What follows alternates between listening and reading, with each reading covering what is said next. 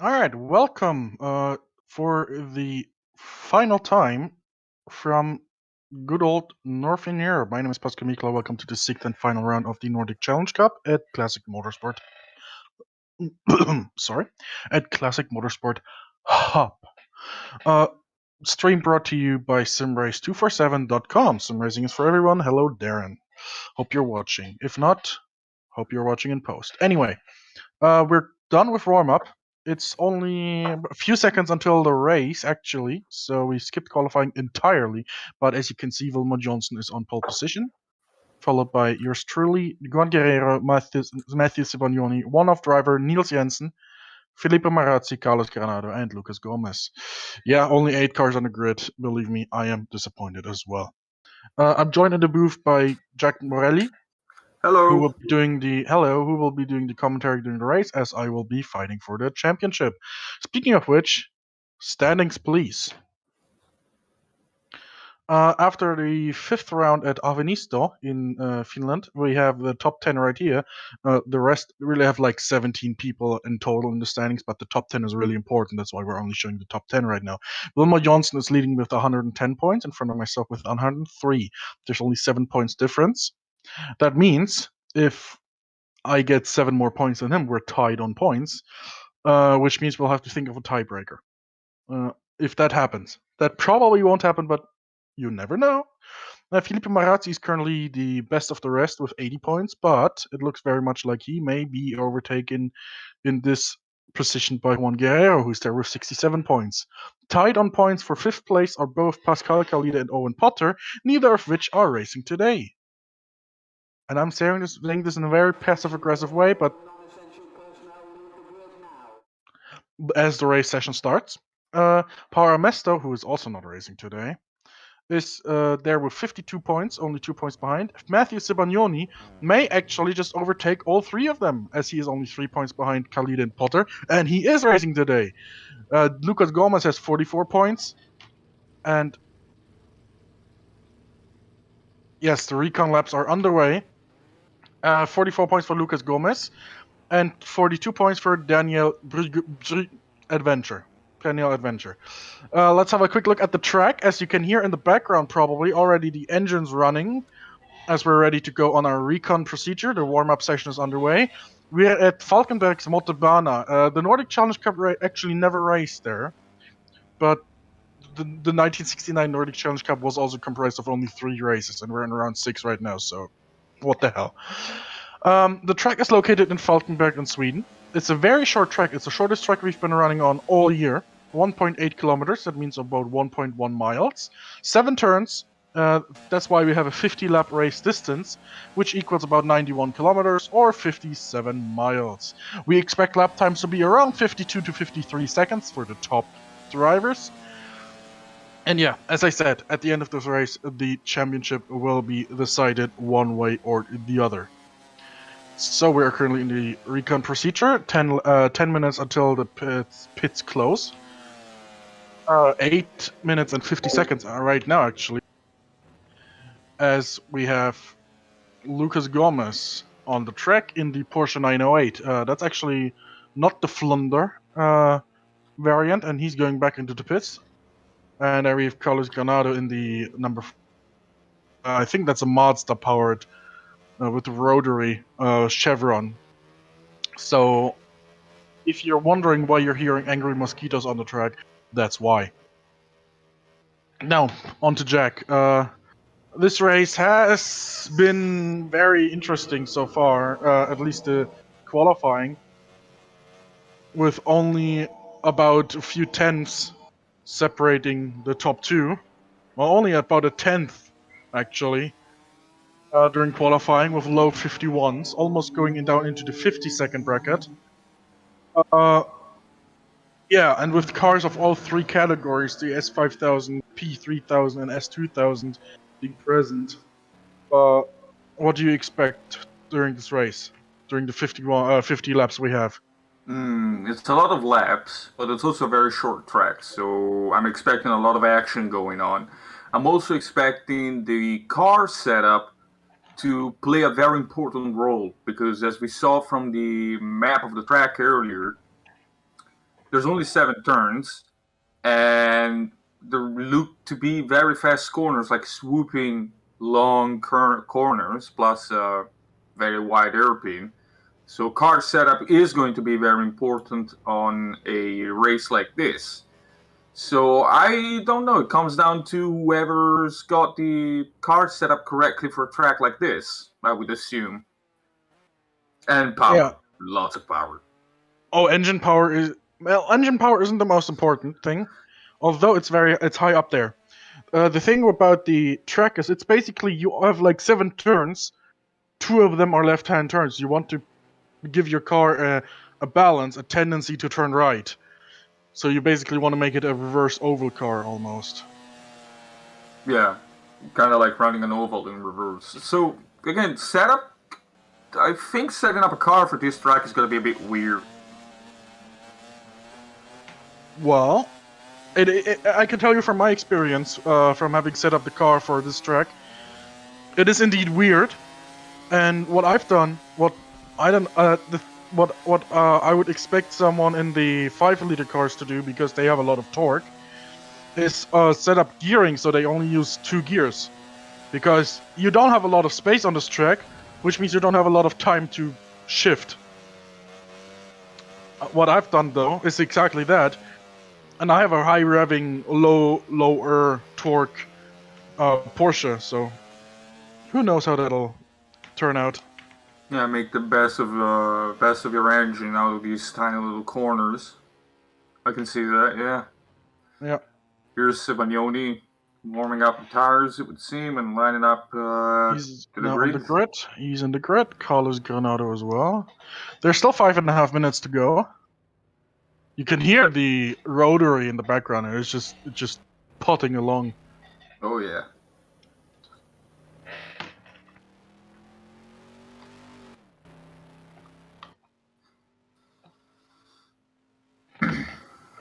Anyway, yeah, what we've seen so far in the season is, well, we've seen. That's a funny thing. Up until the last race at Avenisto, the top 2 were, tied on points, and there was no way to do a tiebreaker because we all had 1st and 2nd and 3rd places as results, And now that what was it, Avenisto? Jonsson finished 2nd, I finished 4th. So if it's reversed for this race, if I finish 2nd and Jonsson finishes 4th, we are well, this may become interesting. What will we do for a tiebreaker? That's the question. If it comes to that. Because, I mean, it's still 50 laps. Despite the fact that it's a... excuse me. Despite the fact that it's a very short track, it's still 50 laps. It's still going to take some time. And I don't know if we're going to see either some engine failures or something along those lines. I don't know. We could be expecting anything really to happen in a race like this. So I don't know. It could be possible. It could be possible that we're going to have a tie for 1st place in the championship, and we're going to have to come up with a tiebreaker eventually. So I honestly have no idea what to say about that. Well, it's a possibility, but we haven't planned out for that possibility yet. So there's been a lot of discussion about that actually, but who knows? Yeah, we haven't really decided on anything, have we? For a starter, we would have to get into a situation where a tiebreaker would be necessary. First off, that's highly unlikely. But are we counting the points, or are we also counting the number of podiums that each of the the results, the quality of the results. The thing is, if the 2 and 4 happens again, the quality of the results is exactly the same. So that's not going to be the tiebreaker.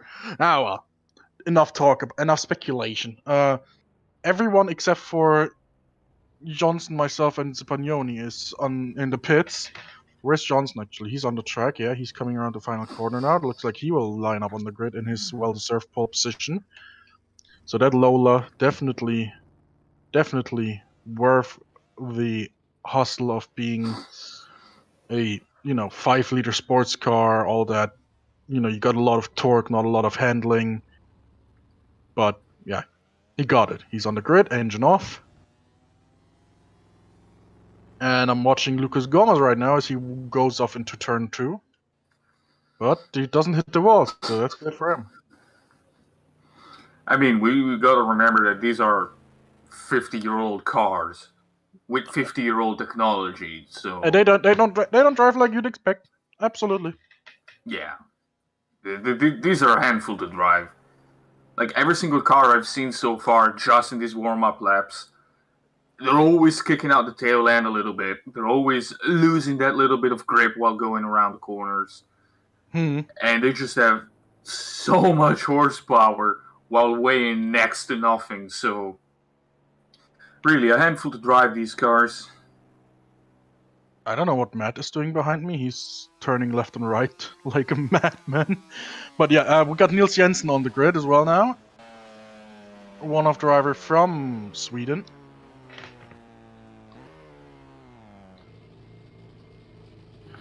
And here's Granado as well.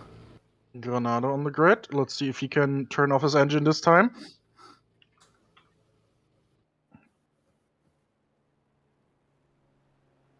Yep. That's the old-fashioned way of stalling it. Did he seriously just stole the car? Well, he just put it in first and turned it off. Nice. Just dump the clutch. Yep. It'll be fine. There you go, and he just fired it up again. Works just fine. Now we got Juan Guerrero. And Marazzi. Yep, and Felipe Marazzi. Oh, Juan doing a bit of a burnout. Okay, that's good. And he's on the grid now. He may need to reverse because the grid. Yep, there you go. Oh, don't reverse into Jensen. Don't. Well, do it's it. a tight parking spot. Yeah. Pits are closed now, so we have 2 minutes. There's only 2 lights on the gantry there, on the little gantry bridge. Only 2 lights are on. So again, R factor being R factor. Nice, very nice. The only person in the pits now that the pits are closed is Lucas Gomez. Can't say I'm surprised, but okay. Probably still tweaking his car. I don't know. I don't know. Anyway, a minute and a half left. At the 1 minute signal, we will start the engines.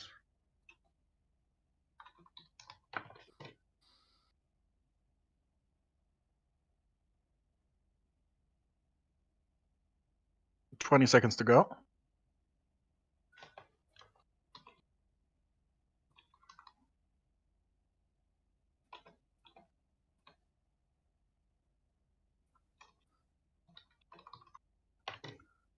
$5 seconds. And again, drivers, start your engines.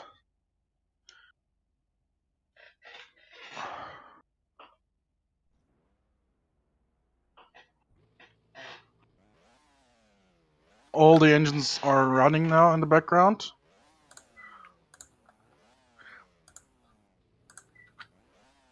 Yep.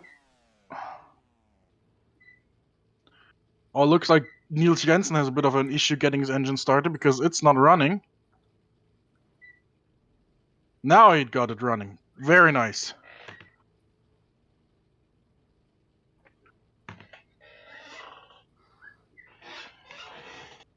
$20 seconds to go, Jack. This is going to be interesting. Oh yeah. When the final light goes out on the gantry above the track, we will be going into the final formation lap of the NCC season. Oh, wait.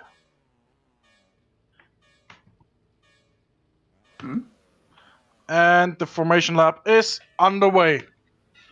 There they go. Wilmer Jonsson leads away. Let's see if everyone can keep their position.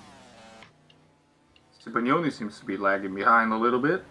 Well, he did qualify behind Guerrero, so everything looks fine. So you can go through the grid if you like. And we'll go to the green next time around. Good luck to you commentating, good luck to every driver on the field, and thank you to those who showed up for the final time in the Nordic Challenge Cup. Let's go! Thank you and good luck to you. So this is the starting grid as follows. Jonsson in first position, followed by Mikula shortly behind, Guerrero in P3, Sibagnoni in P4, Jensen follows behind, and then Marazzi in sixth position, then Granado and Gomez, who is still not out of the pits somehow. That's the starting grid for today, the final race of the NCC 1969. So look how beautiful these cars are. I'm a bit biased. I really like the Lolas, but just the Ford is just a beautiful car if you ask me. I'm a bit biased on that one, but I digress. And there they go, green flag, the race is on. There's no Floret trying to get a position. Jonsson seems to be going a little bit sideways through that corner, but nevertheless keeping the car under control while trying to get away from the rest of the pack. God, look at those cars just sliding all over the place. The engine, the loud engines just rumbling through the track. And there's the Ford. Look at it go. Almost touching the bumper on Sibagnoni as he is now side by side with him on the outside of that corner. Very big corner. Oh my God, he spun out. He spun out. Guerrero has spun out and possibly sideswiped someone else. That was I feel like that was a bit of a commentator curse. I should probably stop saying what cars I like, honestly. Here's Mikula attempting to catch the leader, Jonsson, who is the homeboy for this. I was gonna say this track, but isn't he technically the homeboy for almost the entire challenge? Anyways, he is following closely behind, trying to keep up with him, as Jonsson goes a little bit too wide, allowing Mikula to take the better inside line and closing the gap a little bit as they go through the start-finish straight. Again, attempting to draft on that thing as they take that corner really fast. They both took that corner really fast. Jonsson going wide again, and Mikula cashing in on that to close in on the opponent and shorten the gap.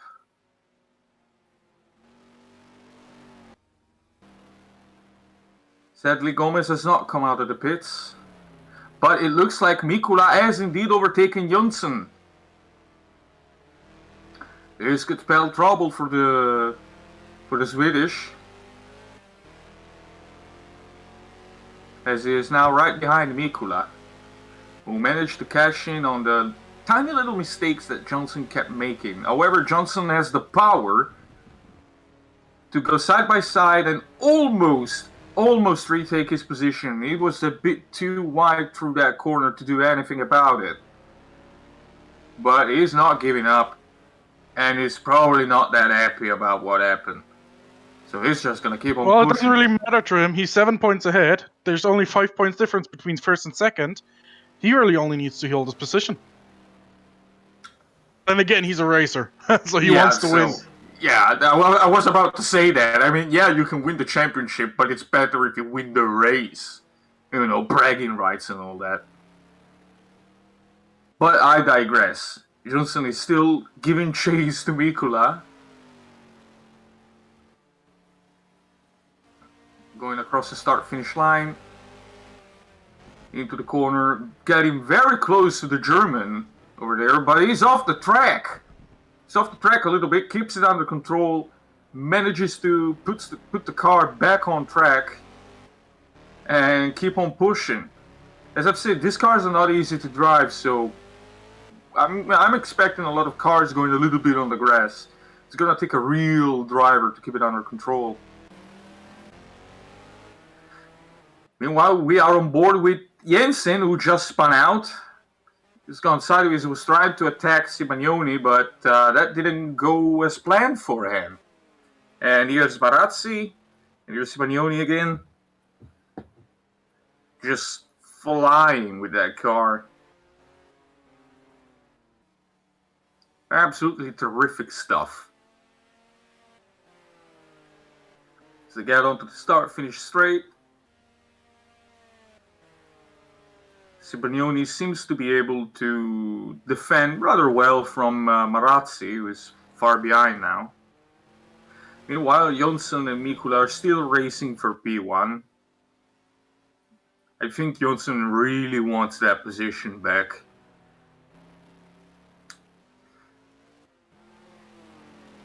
As he slides around the corners a little bit. These cars are not easy to control, but they're fun. They're lots of fun. You get an engine and 4 wheels, and that's it. So looks like Guerrero and Jensen are in the pits. Ooh. That's interesting. As they get lapped by the leaders. Gomez is still in the pits, by the way. It's been 7 laps now, and he's still in the pits, not budging from there. Not exactly sure what happened, but I digress.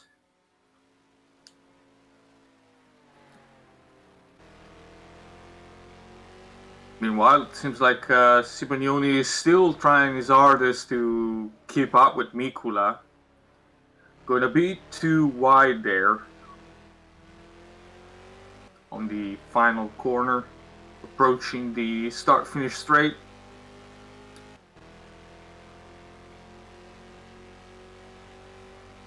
Jensen is still in the pits. Guerrero is out of the pits. I think he might have suffered some damage to his car.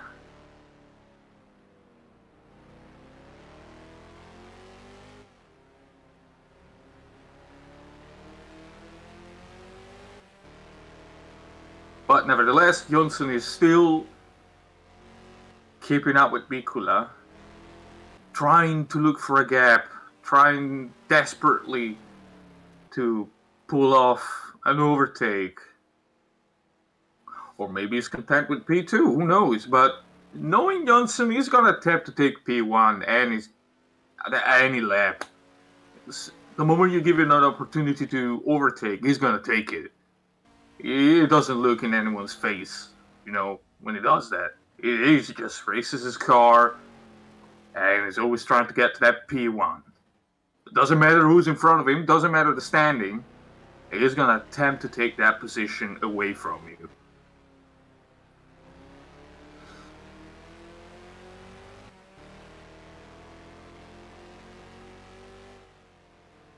They now approach one of the very fast corners of this track. Again, car setup is very important, but it's also the 1960s, the late 1960s, so you might have some aero, but not all of it.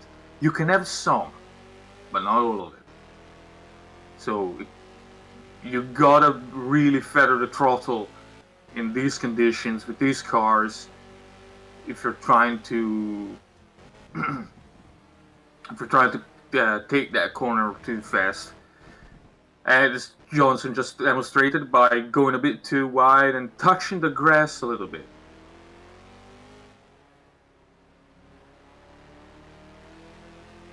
Gomez seems to have retired completely now, while Jensen is out of the pits. Not sure what happened to Gomez, but I'm sure it's nothing too bad, hopefully. The battle for first place still rages on, as they are both going again over the start-finish straight line. into the very weird looking chicane, down to the first proper corner of the track. I don't count the chicane as a corner, don't at me.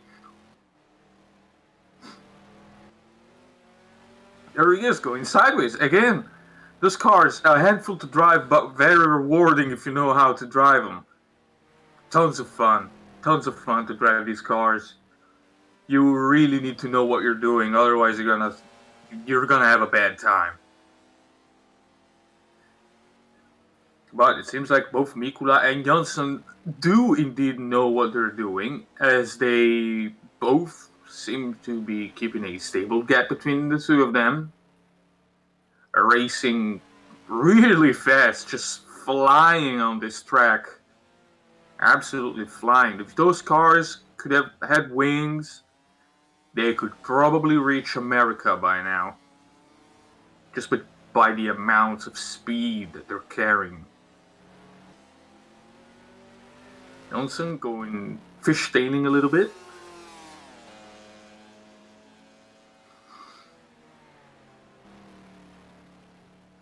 While Mikula is ahead and all he has to do is just drive faster than Jonsson.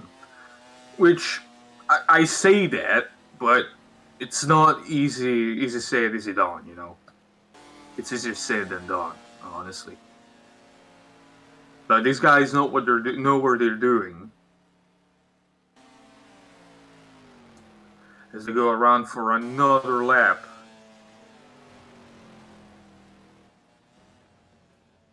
And they are now coming up to a lap down car. Who's that going to be? And will Jonsson be able to cash in on that? That would be Granado, who's going off the track just to get them to pass him. I mean, that works, I guess. A blue flag is still a blue flag. They both seem to have overtaken him without too many problems. However, another one is coming up, and that would be Guerrero.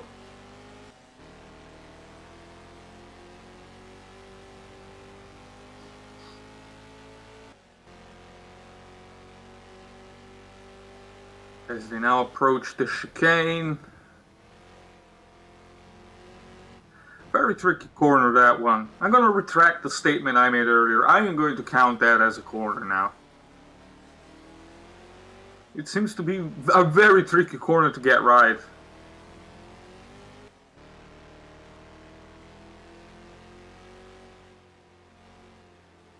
However, it does seem like Mikula is now pulling away from Jonsson ever so slightly as the gap is building. Jonsson cutting the corner a little bit. And then going wide on this turn. Ooh, that was a bit squiggly there. That got exciting for a sec. As they go around for yet another lap. Into the first chicane. And now Guerrero is coming up. And Jensen is off the track and smashed his car a little bit on the barrier, it seems. That was interesting. I mean, again, I understand that you're getting a blue flag, but you don't have to do that, you know. Anyway, it seems like Guerrero does not want to move out of the way. Then again, there aren't really a lot of safe spots where you can pull over and let people pass. I say that as Guerrero is now let Mikula pass as it goes on the grass for at the start-finish straight. Not that it matters, he's got a good enough gap to Jonsson, so it doesn't really matter for him now.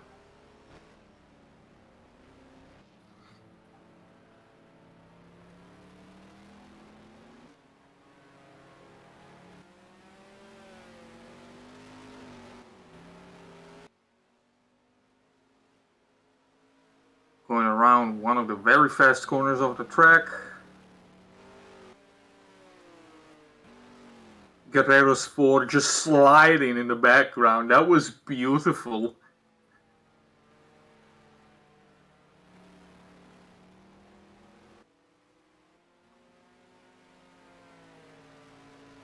Jonsson's still not giving up on that position. However, he does seem to have slowed down a little bit, probably to keep his car in check and his sanity. Well, as you know, he doesn't need to win. He doesn't even. He's really, really perfectly safe in second place. Because at the moment, if you count up the championship standings, he's still leading by 2 points. The difference is 5 points, correct? 7. 7 points at the start of the race. There's 5 points difference between first and second for the race results. And that, if you count that, use your calculator, that gives a difference, an effective difference currently of 2 points. He's absolutely safe. I mean, he knows it, and he knows it. He would need to fall down to third place in order to fall out of championship contention, which is pretty difficult because third place is half a minute behind him. And a lap time on this track is only about 52 seconds. Half a minute means that's more than half a lap. He's not gonna lose that second place unless he makes a major mistake. Well, yes, but you also have to remember that he's a racer. I wouldn't be surprised if he's still trying to go for P1. Just eventually looking for a gap. But why am I telling that to you? You're the one in P1. I digress. As they now both go onto the start-finish straight. Jonsson still lagging behind a little bit, but keeping up and keeping a stable gap between him and Mikula. Possibly to plan an attack eventually. Big lock-up moment by Mikula back there.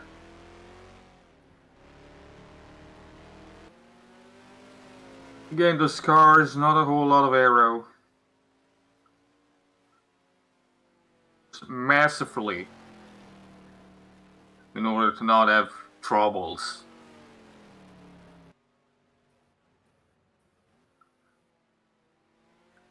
Coming up on the final corner. Jonsson seems to have closed the gap a little bit between the two of them. Meanwhile, it seems like Granado is going off the track again to let people go, but he had trouble. He's actually lost control of his car and went off the track and onto the grass.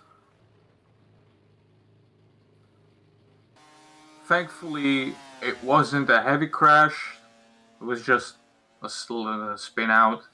That was pretty much it. But good stuff. Good on him for stopping the car in a fashionable manner. You get style points for going sideways, which is very easy on these cars, it seems. And can I just talk about the massive tires that they've got back there? These are Biosplice, if I'm not mistaken. Biosplice tires that big in 1969. That's like the tires on a Fiat Panda, basically, nowadays with radial tires. And the modern technology that we have today. And these cars push a lot of power. And I mean a lot of power. You put the power down at the wrong moment, you're gonna have a bad time. But still, plenty of fun to drive these cars. Here they come on Granado again. Oh, did you see that one from Jonsson? He was sideways by about 20 degrees at least. That was difficult to catch. Oh yeah, exactly. I saw that in the mirror. I thought he was gonna go off. Well, that's just a demonstration of old technology compared to more modern cars. But that's the fun of it. That's the beauty of it. They're not. These cars are not easy to drive. You have to put a lot of brain into it. Massive style points for Jonsson, definitely. That was skill. Oh, yeah. That was a display of skill. Look at that. Nice. He's pushing. Drifting around in cars that are not really meant for drifting. That's just beautiful. Look at him go.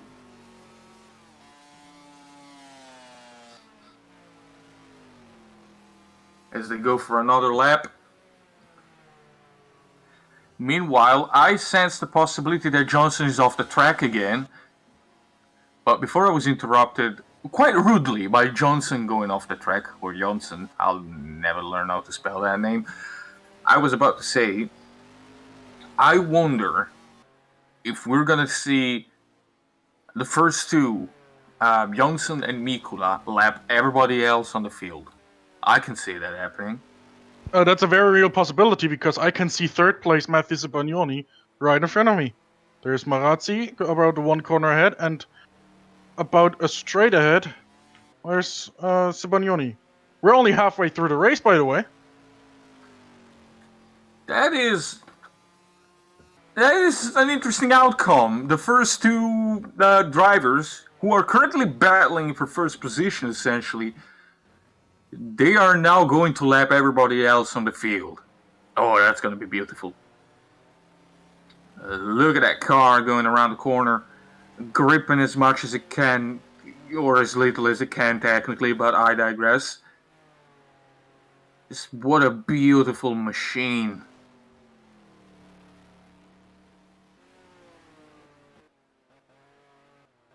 And here's the Porsche, driven by the German. Surprise, surprise.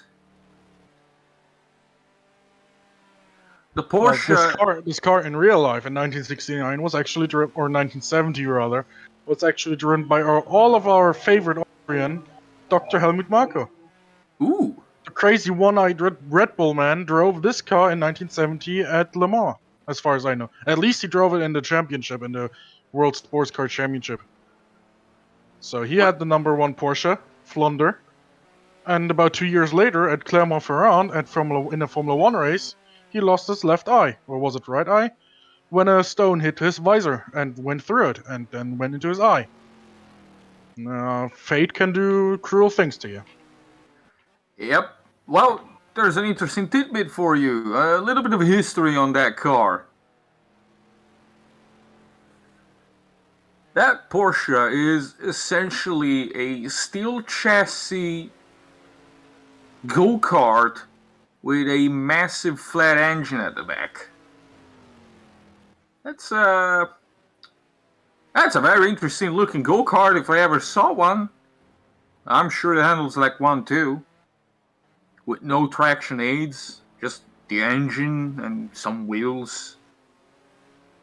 And all you get for protection is that little bit of plastic in front of the driver. That's supposed to be a windshield, by the way. And that's all the protection you have. And the very terrible 1960s helmets. Oh, and can't forget the funny looking mirror. That's an interesting design choice by the Porsche engineers. That particular car, but well, where else are you supposed to put it? Then again, this was the 1960s. They were crazier times compared to today with all the standardization and safety regulations and all that. As Mikula and Jonsson have lapped Marazzi, and they are now coming up on Sibagnoni, which means the both of them will have lapped the entire field at least once. Let's see if they can do it twice. So Mikula flashes Sibagnoni. Sibagnoni moves out of the way. Blue flags waving. Almost getting rear-ended by Jonsson. He panicked a little bit when he saw the flashing lights and overcorrected, it seems, and almost smashed into him. But nevertheless, they have both made it. They've both lapped the entire field as their battle still goes on. Boy, that P1 really is worth it, if you ask me. However, it does seem like Sibagnoni managed to slow down Jonsson a little bit, as the gap between him and Mikula is now 2.4 seconds. Now we are on board with Marazzi as he goes off the track, trying to chase Sibagnoni, and that was very sideways.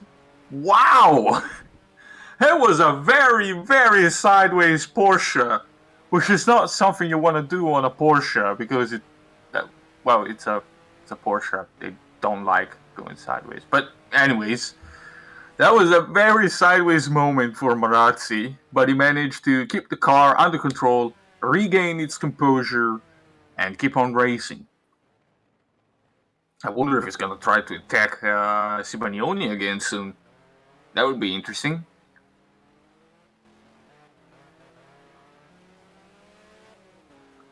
As it goes sideways once again, and off the track. Again, those cars just barely holding on to the asphalt. Also, it seems like Marazzi's car does have some damage on the driver's side. Well, technically that is the driver's side, yes.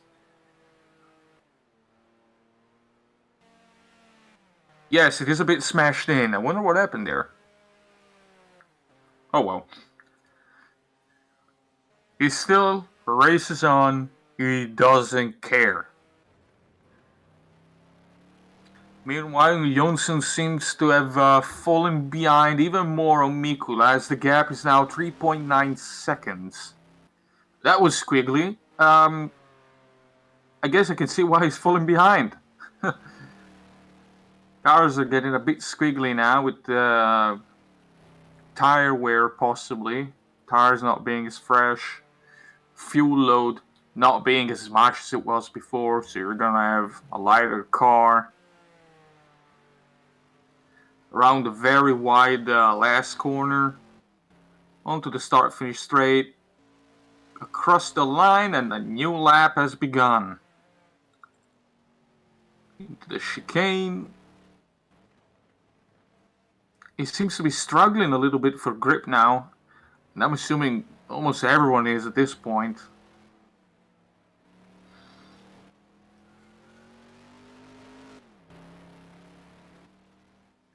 As he has overtaken Mikula now. I wonder what happened to Mikula. Did he... I kind of missed that. I was focusing on Jonsson struggling with the grip and seeing if he could... Oh, I see what happened. It was Mikula who struggled with the grip the most, as he lost the tail end of his car and ended up in the grass, spun around, and back onto the track, spun it again, as Jonsson takes the lead. That was... Wow, that was easy to miss. That happened in the blink of an eye. Ooh, I bet Mikula is kicking himself now, as Jonsson is now in first place again. By some miracle, it would seem. Going around the fast swooping corners.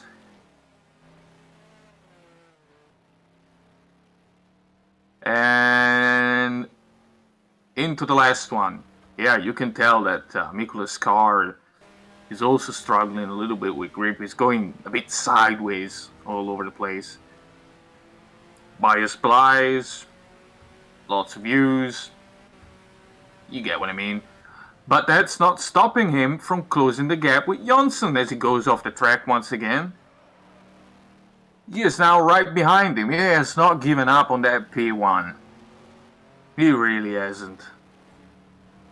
I don't blame him, honestly. It was a brilliant battle. But now he's managed to close the gap up to... What is that? 0.7 seconds. Which is impressive considering he spun out. And he is now right behind him. He's about to go side by side as he takes the inside line.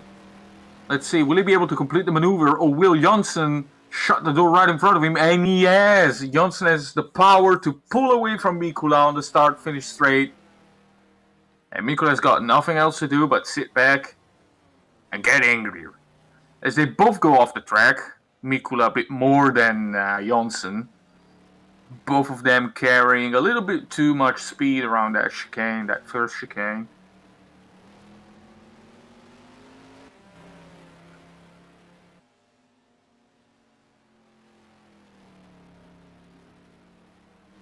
Both of them going around the fast corner. Again, Mikula attempting to overtake him. They're now bumper to bumper as the gap is 0.1 seconds.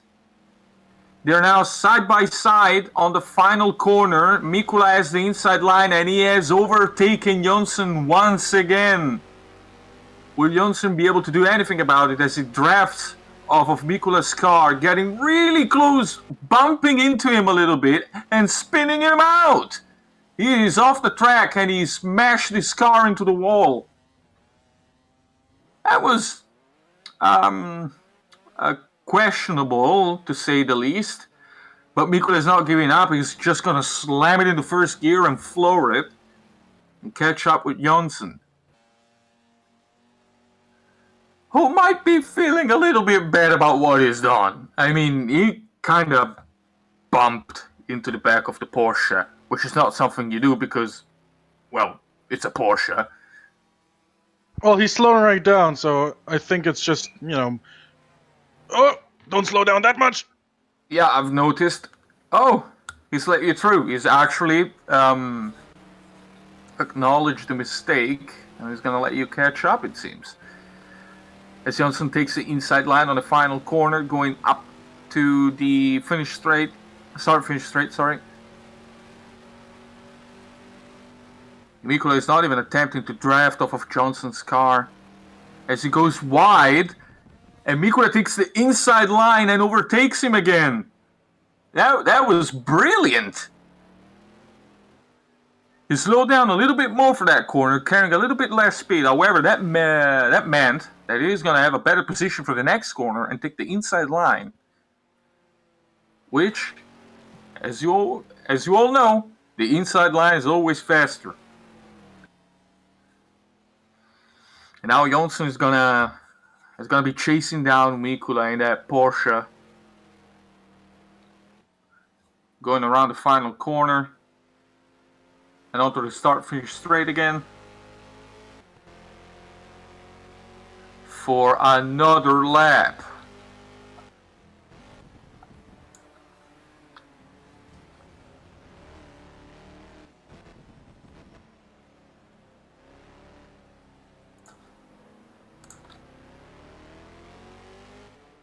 Mikula now possibly happy that he got that position back.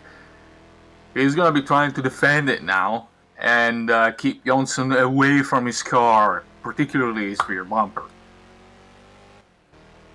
We're going to have to see if Jonsson is going to be able to catch up as he goes sideways again, but manages to catch it and bring the car back under control. That was a spectacular sideways moment. Very squiggly indeed. As they go on for another lap into the chicane, both of them carrying lots of speed. Mikula locking up the brakes for this corner. You're gonna get a flat spot, buddy, if you keep doing that. Meanwhile, Jonsson is just essentially a couple of degrees sideways on all these corners.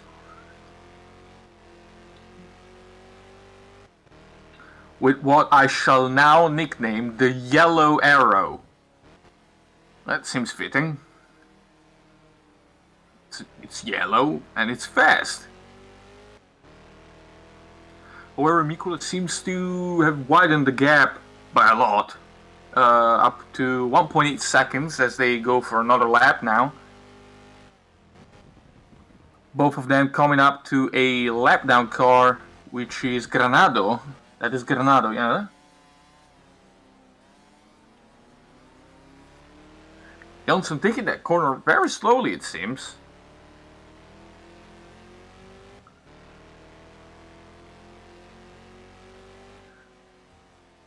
Well, Mikula is just flooring it, trying to keep away from Jonsson. Jonsson, I don't know. Meanwhile, here's Guerrero on the beautiful Ford GT, catching up to Marazzi. Kinda. He's still a lap down on Marazzi, but will he unlap himself? And nope, he's gonna spin out.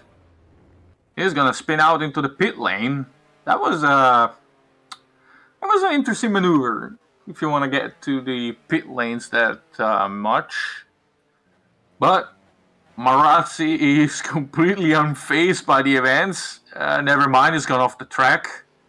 And he almost smashed into Granado, who has stopped off the track.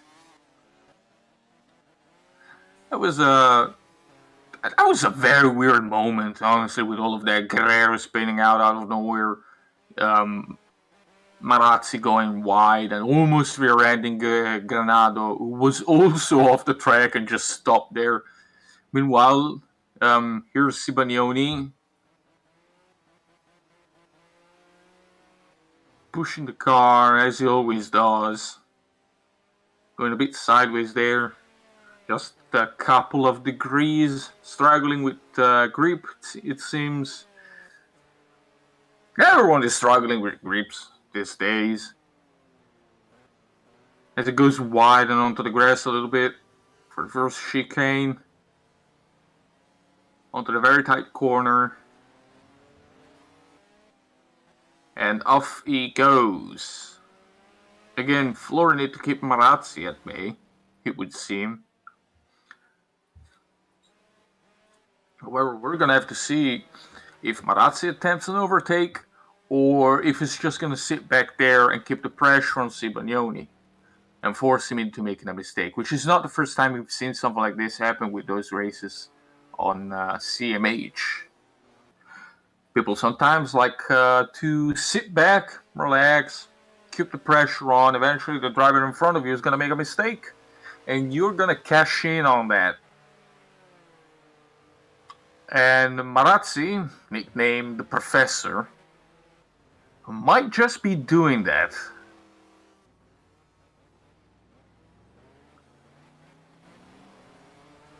As Jensen goes off the track to let the other cars pass him, as he is a couple of laps down on them. I think that would be 4 laps down on Sibagnoni and Marazzi. Well, the blue flag is a blue flag. It doesn't matter how many laps you're down, you still gotta move out the way. As Marazzi goes fast into the corner, enters the corner too fast and goes wide.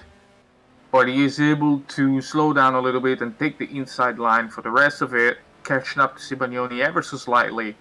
However, Matthew probably has more power than the Porsche does. So it's gonna be able to just pull away. I hate to correct you, but they're in the same car.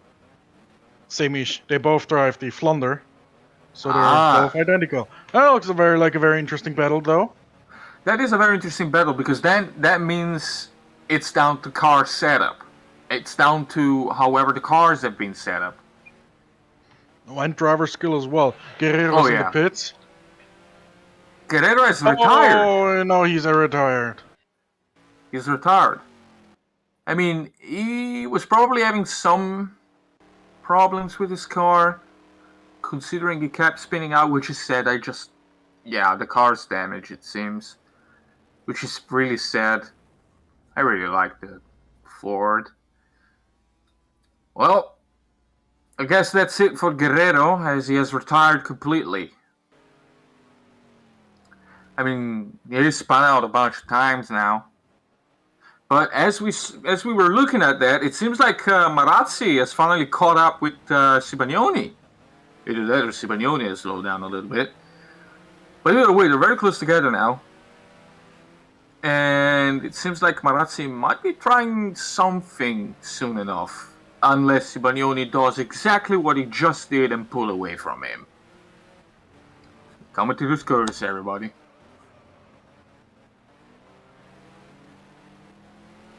Simeoni keeps locking up his brakes and seems to be taking the corners very, very slowly.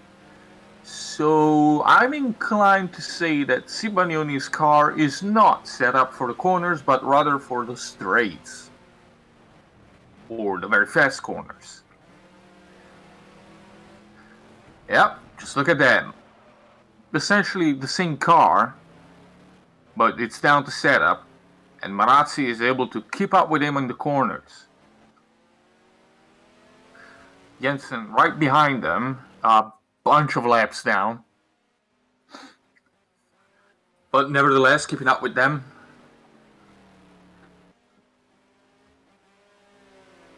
Marazzi really trying his hardest to catch up to Simeoni and eventually overtake him as they go around the final corner.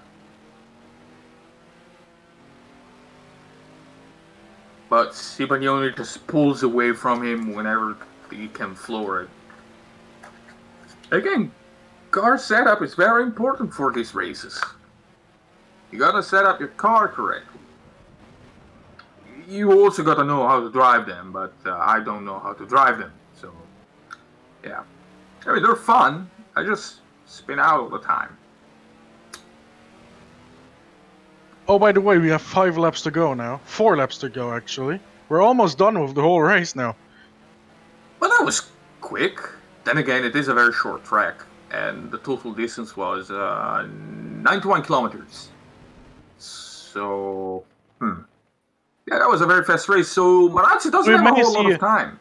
We may see a total race length of under 45 minutes. We're currently lap 47 out of 50, and the race has been running for 42 laps. And given how fast the laps are, we'll see. That might actually, let's see, I need to push a lot if I want to go below 45 minutes. You need to push as much as Jensen, who has just overtaken Marazzi, unlapping himself from him, driving a bit erratically, if I say so myself, trying to get that position, didn't work, he's fallen back behind again. Well, Jensen, you tried, good effort, good show, it didn't particularly work that well for you. It did slow down Marazzi, that's for sure, a little bit, marginally at least, as he is now right behind Simeoni once again, going around the last corner and onto the start-finish straight, which means there's gonna be just a handful of laps, literally, for Marazzi to do anything about Simeoni. Ooh, Simeoni has went wide and locking up, but Marazzi pushed it too far inside, ended up on the grass and had to slow down a lot in order to keep the car under control. He tried but failed.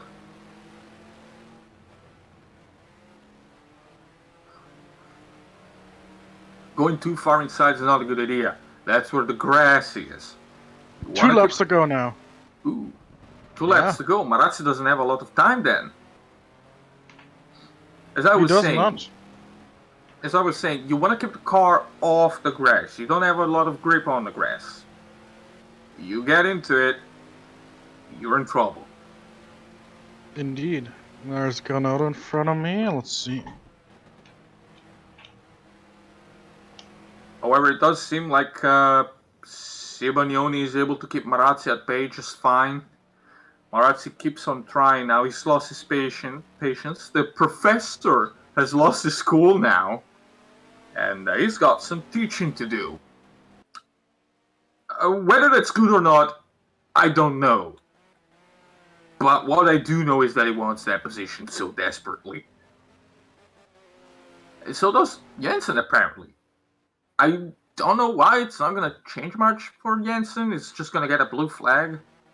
But I digress. Now we're in the final lap as well. So this is it. This is it. Marazzi has no more chances. He has to overtake Simeoni now or never. And we're on the final corner. Here we go. And there he is. Mikula in first place, finishing the race. And there it is, the checkered flag. Jonsson 5.4 seconds behind. Here they come Sibagnoni and Marazzi. Will Marazzi do anything? He's still got about a quarter of the track left to do anything. Just come up to the last corner. He's taking the inside line. They're almost side by side, but Sibagnoni shuts the door right in front of him, taking away any opportunity that Marazzi had to take his position, and Sibagnoni finishes in third place with Marazzi right behind him, kicking him himself for not being able to overtake him. But still a brilliant battle up to the very last corner. That was magnificent. As they both line up side by side, probably exchanging some words. Not sure if they understand each other, seeing as Marazzi is Italian and Sibagnoni is not Italian. But yes, a brilliant battle, a brilliant race, might I add, for all drivers involved. Shame about Guerrero. I have no idea what Jonsson is doing. That's Mikula just spinning out in the background, doing his own thing. Well, Jonsson is celebrating because he knows he's won the championship. That's interesting. I mean, that's not interesting, but that's just... Well, let's see what he's doing now. There he goes. Oh, he's doing donuts! Hell yeah! Here at CMH, we do the things that are not allowed in Formula 1 because Formula 1 is boring. We do donuts after the race. Oh, look, there's 3 cars doing donuts. That's actually awesome. Look at him go. He's like a fidget spinner. I think Jonsson is very happy that... Mikula, did you just crash into the pole? Yeah, there's a bit of an issue with my car. It's just, it's got more of a... It doesn't like doing donuts because it's got a more open diff. But look at Jonsson just... Oh yeah, Jonsson is having fun with that car. And I mean, the issue is that it's a Porsche. I'm sorry to tell you that, but it's a Porsche. And you know how Porsches are. Oh yeah, tail happy, that's what they are. Look at that Lola. Nice! Donuts for days from the yellow arrow, the Lola, driven by Jonsson, who currently won the Nordic Championship. Well done. Nordic Challenge Cup. There you go. Nordic Challenge Cup, there you go. Yeah, I sometimes forget words. There's sounds coming out of my mouth and they make words. Let me get beside him so we can get a nice little picture. Oh yeah.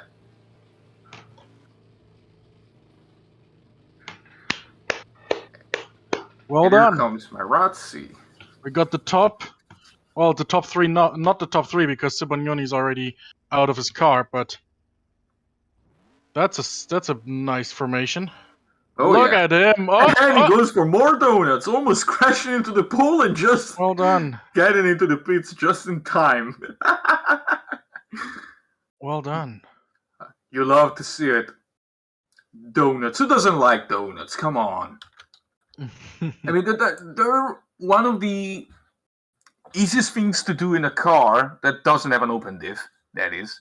If you got an open diff, like I do on my BMW, you're not going to have a lot of fun while trying to do donuts. No, that's exactly the same issue I had with my Porsche.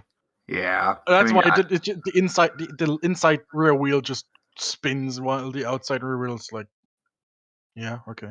I'm not going to spin. Huh? I have traction. I'm not going to spin. I'm not going to do what you tell me. You're not my father. Differential. Yeah, that's kind of how it goes with open diff cars. I've had the mispleasure of trying to do that with my old 3 Series Compact. Yeah, I didn't damage the car. I did not damage the car. I just may or may not have burst one tire because of only one of them was spinning. The other one was doing nothing. Anyway, here we got the standings after this race. Let me check out the rules first because I have no idea what the point system is. There you go. Well, so we got Wilmer Jonsson in first place, the champion of this Nordic Challenge Cup. It's only right for a Swedish driver to win a series that's mainly held in Sweden, with 135 points. Behind him, it's yours truly with 133 points. Marazzi finishes fourth, so he gets 18 points. That makes 98 in total. Third place was Matthew Sibagnoni. The 21 points he gets propel him from 51 to 72, which actually puts him at least above Pascal Mikula. Where did Juan Guerrero finish? He finished fifth, I think.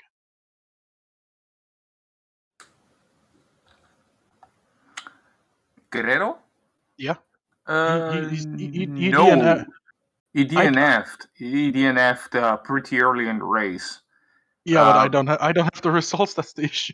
He DNF'd pretty early in the race, but he did DNF after Gomez because he retired almost immediately. Gomez didn't start the race, so he doesn't. Gomez didn't even start the race. So anyway, the important thing is it's 135 to 133 in the championship for the Nordic Challenge Cup after the final race at Falkenberg, which means congratulations to Wilmer Jonsson. Very well deserved. 2 wins, 2 second places, and 2 wins, 3 second places, and 1 non-appearance actually. So he's got 135 points, as I mentioned for the third time. That's 2 points. It's like, what is that? That's what are we? F1 2003? Well, anyway. It is as fun as F1 2003, if you ask me, back when F1 was actually fun to watch. Yeah, but anyway, as I said, it's just Jonsson just doing everything he had to do. If he had finished third, he wouldn't have gotten that, and given that Sibagnoni in third place was almost 2 laps down at the end of the race, I think it's safe to say that he deserved that, even after that little moment that him and I had. Very, very sportsmanlike of him to slow down, even though he really didn't need to. He still did it anyway. Imagine he just slows down, lets me back into first, because he knows second place is good enough. Imagine flexing that hard. But I mean, hey, all the power to him. He deserved that. To be fair, we're also racing for fun here. So, I mean, yes, everyone wants to be in P1, of course, but we're also doing it for fun. So, everybody wants a battle. Everybody wants a battle with a worthy opponent. Yeah, and that was it, definitely. I mean, after 2/3 of the season, tied on points with no way to break the tie, how good does it get? That's about as good as it gets. Oh yeah. The thing that really broke the tie, the thing that really tilted the tide in Jonsson's favor was the race in Avinisto. So, after that race, he really didn't have to worry that much because the pace is just that much higher for him than compared to the other drivers who would have had to beat him, if you know what I mean. Anyway, that's the Nordic Challenge Cup over. And as we're talking, no, actually, after the stream, I will do that. We have one race coming up this year still, and that is the final race of the entire 2021 CMH season, the 10th race of the Classic Motorsport Hub Gold Star, the 1983 Silverstone 1,000 kilometer endurance race, happens on November 27th and 28th. So on November 27th is qualifying, and November 28th is when the race actually happens. So that's how it works. So Jack, you better get yourself a new monitor because you're, Yeah, I actually have one that might be coming in later this week. There's a bit of disruption with the transport services at the moment due to protests, but I'm still probably going to get it before the race. Yeah. So yeah, get on the CMH forum The link is in the description of the stream below, or if you want to type it out manually, it's https. What's the thing called? Nobody types out. Yeah, I know. It's classicmotorsporttop.boards.net. That's the forum link. Register right there, because the entry, the thread and the entry list will go up, well, around about tonight. So watch out there. The entry list itself for signups will open on the 1st of November. So you got plenty time to test cars out, to find teammates, yada yada yada. This is a big race. If you remember the R-Factor Sim Racing Alliance, which is, was a little bit of an experiment, which unfortunately didn't go as well as we thought. This was the race that was supposed to be the third race this year. Well, the fact that Indianapolis kind of failed kind of just gave us the opportunity to hold the race at CMH. But yeah, that's how Mafia works. So yeah, we're going to Silverstone. Get all your friends, tell them, and build your teams, register on the forum, and let's go racing. This is gonna be great.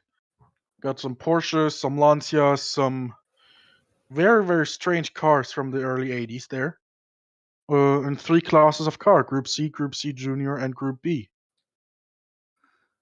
Ooh, Group B cars from the 1980s. This is gonna be fun.